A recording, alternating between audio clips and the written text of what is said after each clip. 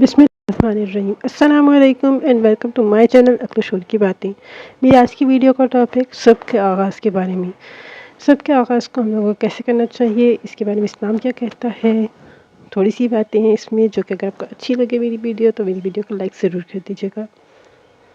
सुबह जल्दी उठने की आदत एक बेहतरीन ज़िंदगी गुजारने की अलामत है। यह आदत ना सिर्फ तबी लिहाज से बल्कि उम्र के हर हिस्से में काम आती है। सुबह की ठंडी हवा, चिड़ियों की चहचहाहट, सूरज की पहली किरण आपको कितना दिली सुकून और राहत बख्शती है, इसका अंदाज़ा आप सुबह जल्दी उठकर ही लगा सकते हैं। सुबह का वक्त ऐसा होता है कि जिसमें दिल में इत्मीनान और खुशी पैदा होता है।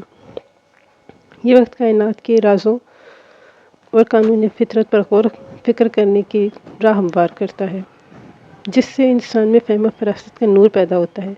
दीन इस्लाम एक मुकम्मल ज़ाब्ता हयात है जो मुसलमान की हर ज़िंदगी के हर पहलू में रहनुमाई करता है। दीन इस्लाम में सुबह जल्दी उठना बहुत अहमियत का हामिल है, इसीलिए फजर की नमाज की अहमियत बताई गई है।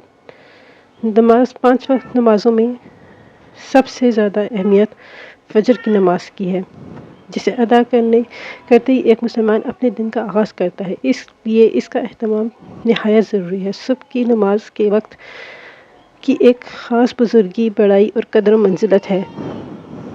नूर के तड़के का ये वक्त एक नए दिन की शुरुआत का और आगाज़ करता है।